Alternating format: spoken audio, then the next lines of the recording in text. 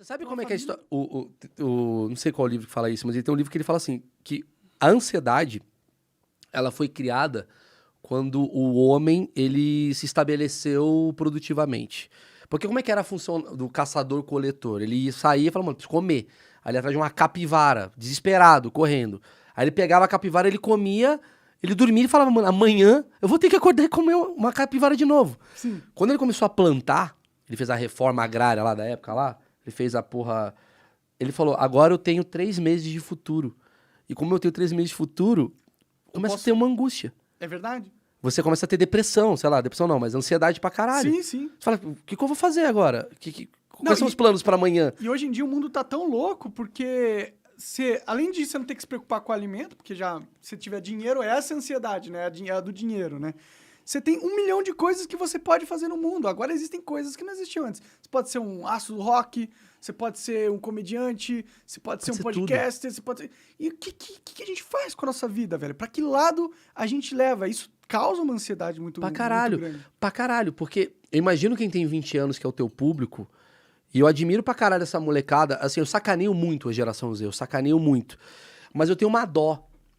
Porque é uma geração muito, muito, muito criativa, com potencial técnico fudido, que o cara entende de internet pra caralho, mas a saúde mental tá no caralho com 20 anos.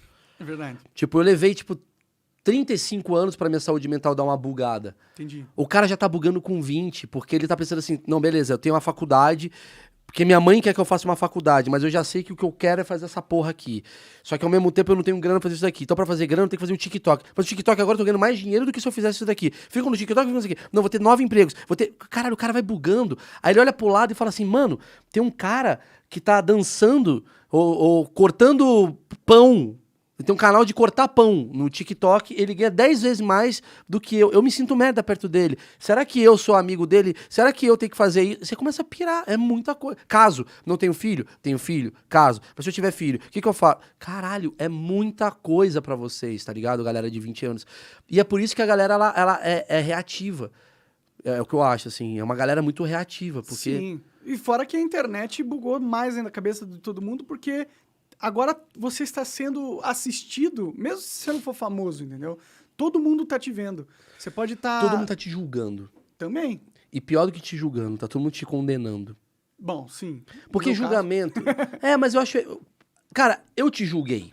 É normal. Pode crer. É normal, eu não vou ser hipócrita. Sim. Eu te julguei. A primeira coisa que eu fiz, falei, cara, que cagada que o Monark falou. Ah, foi mesmo. Que cagada. Aí eu tive que, por exemplo... você me fudeu sem você saber. Porque... Como eu era o próximo convidado... Ah, tá. Como é que foi meu dia? Meu dia eu acordei e a galera me chamando de nazista. Eu não tenho nada a ver com isso. Nada a ver. Claro. Eu acordei e a galera, você é nazista? Eu falei, mano, vazou algum vídeo muito errado. Deu, sei lá, minha esposa me filmou, olha lá, ele é nazista, sei lá. Falei, da onde que eu falei? Será que veio um vídeo? Eu fui procurar, falei, o que eu falei de cagada? Quando eu entendi a merda que tinha acontecido era... As pessoas estavam me crucificando por eu ter topado ir no seu podcast que eu ia na quinta-feira. Sim. E isso era uma segunda, o dia, né? A merda que deu. Terça. Não lembro, algo assim. Foi uma segunda-feira. Segunda você deve ter feito o podcast, foi na terça, de segunda pra terça. Uhum. E eu ia na quinta. E eu era o próximo convidado. E tava todo mundo assim, você tem que cancelar, você tem que cancelar, você tem que não sei o quê. Nazismo, nazismo. Eu falei, mano, o que eu faço? Não tenho nada a ver com isso. Aí, ali eu tive que tomar uma decisão do tipo assim, de julgamento. Não pra você, mas pra situação. Eu preciso... Mas eu acho que você se agiu bem pra caralho. Pra caralho, ó. Pra mim, assim. Lógico, minha visão. e ninguém sabe disso, mas a gente se conversou. Sim. Esse é o bastidor muito legal que ninguém sabe. Porque assim que deu a merda, eu falei, Monark, caralho, eu tô te julgando aqui, tá? Porque sim, você fez uma cagada, eu falo isso olhando pra você, e você sabe, não preciso falar. Sim. Você sabe. Só que agora eu tô com uma pressão, eu preciso me posicionar. Claro. Monark, e se a gente chamar um cara da comunidade judaica, aí você falou assim, mano, do caralho, porque realmente eu não tenho nada a ver com... Eu não quero mostrar uma ideologia que não tem nada a ver comigo. Sim, sim. Eu tava super afim, eu acho que seria, inclusive, importante pra minar um pouco do dano que eu fiz, porque eu falei... Você sabe do dano que você fez. Porque eu falei de uma maneira muito burra. Sim, que pode chegar em vários lugares de pessoas burras que vão ouvir isso e vão falar, que cagada, Monark. Pra quem sabe quem você é, vai falar, que cagada, mano, você pode fuder gente mesmo. Sim. Então vamos fazer isso de uma forma legal? Vamos botar o André que fala bem pra caralho. E muita gente falou, porra, o Di Lopes fez a melhor piada pra mim da fritada. Pra mim foi a melhor, pra mim, assim, em mim. Que ele falou que eu sou o verdadeiro nazista, porque assim que foi descoberto que você tinha pensamentos nazistas, a primeira coisa que eu tive de atitude foi colocar um judeu na tua frente. Essa piada é boa pra caralho. Pode crer. Então muita gente falou, porra, você levou um cara pra dar bronca? Eu falei, não levei pra dar bronca. Ah, não, é que ele não tinha como ele lidar de... É que o pessoal não entende a pressão. Por isso que eu falo pra nego não ficar enchendo o saco do David Jones, por exemplo, ou ficar enchendo o saco das meninas do Vênus, ou não sei o quê, porque a pressão era muito insana. E é uma pressão assim que, tipo, mano, se eu não me posicionar, minha vida vai acabar junto com a dele, que eu acho que vai acabar também, entendeu? Sim. Porra, como que eu vou pedir? Como que eu vou ficar puto por uma pessoa não ter tancado uma cagada homérica que eu fiz? Eu não tenho essa expectativa das pessoas. Eu não espero que todo mundo é o Superman. Claro. As pessoas não são o Superman. Elas não têm nem que ser o Superman. Eu tenho 15 anos de carreira, outro tem 3, outro tem 40. Sim. Cada um tem um... não tenho patrocínio, outro tem, outro não tem. Sabe assim? Sim. São várias possibilidades pra gente ficar falando de empatia 24 horas. Porque o que é pra você certo não vai ser pra outro. E aí tem que entender isso. E aí quando veio o cara aqui, eu achei... A minha visão, eu conversei com o André, né? E foi um grande golaço, na minha humilde opinião, porque todo mundo ia assistir aquele episódio. Verdade. E querendo ou não, todo mundo assistiu um episódio de um judeu foda pra caralho, que fala bem pra caramba sobre o caos que pode ser gerado isso. Então, no final da história, foi positivo pra sociedade, porque quantos nazistas você criou? Nenhum. Duvido que eu tenha criado algum. Ninguém olhou e falou, é verdade, vamos matar. Sim. Mas aquele cara, a merda que foi feita, pra no final do dia, 100 mil pessoas ao vivo estarem assistindo o André, que talvez 20 mil iriam escutar. Sim, o episódio tá com 6 milhões de visualizações. São 6 milhões de pessoas ouvindo, cara, um relato de um judeu foda pra caralho sobre a cagada que é o nazismo. No frigir dos ovos, olha o final que foi feito. Sim, eu acho que foi positivo até pra sociedade todo aquele acontecimento, né? Eu acho, eu espero. Nesse final, sim, se Sim. você parar pra pensar. Só que aquela coisa, se a gente parar pra pensar nisso, a gente fala, então vamos fazer um episódio gordofóbico, depois a gente traz um gordo pra falar... Tudo pode virar uma estratégia, mas no final as pessoas ouviram uma mensagem muito foda, que foi a mensagem do André, e o Brasil inteiro meio que olhou pra tua ideia lá, que você tava falando meio torta, e você sabe disso, falando assim, não, isso é cagado.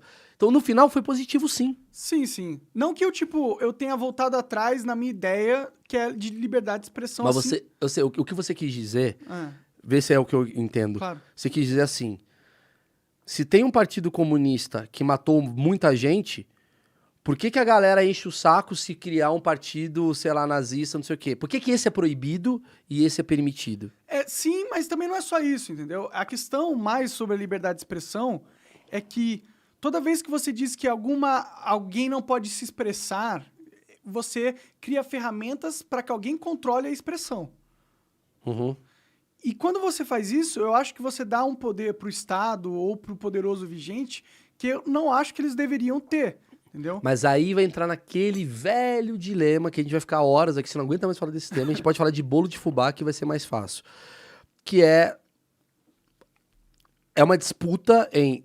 Tem gente que vai falar, cara, eu acho importante controlar sim, pra não ter excessos. E vai ter gente que vai falar, cara, deixa tudo, o mercado se controla. E aí... O mercado das ideias, né? E aí vão falar, tá, mas será que tem gente hábil pra saber fazer isso? Será que tem gente hábil pra saber comandar isso? E vai ficar nesse...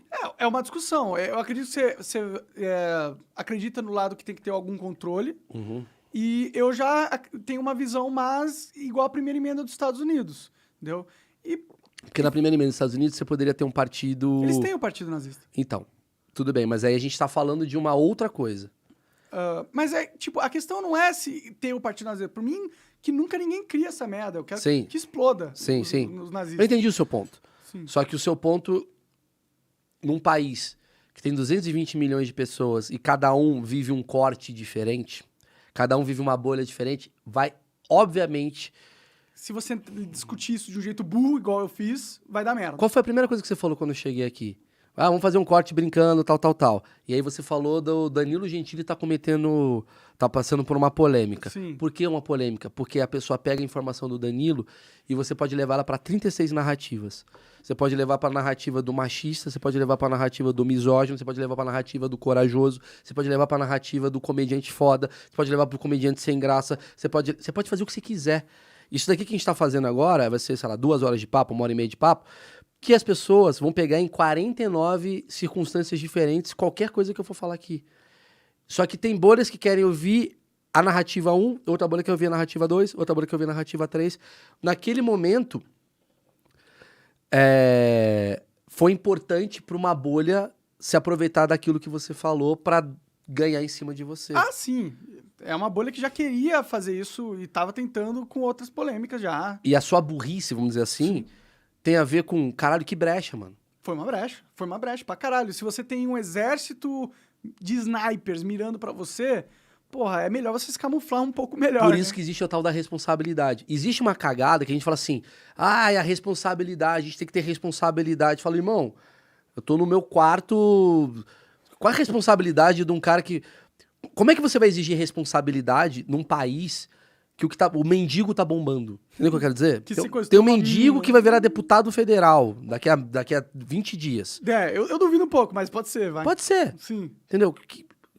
Cara, tudo que... Aí quem tá criticando é quem tá o dia inteiro divulgando mendigo. Você vai no site de fofoca, mendigo ganha.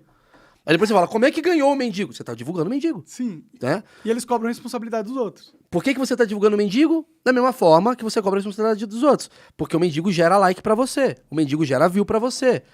Só que se você tá cobrando a responsabilidade de um, quando você divulga o mendigo, você está fazendo o quê? Uma atitude irresponsável. Porque se o que dá dinheiro, que dá visualização, é o que é irresponsável, mais pessoas serão irresponsáveis. Sim. Então tem que vir de você, que é o cara que tá... Não tô cagando regra, tô falando assim... Claro. Pensa...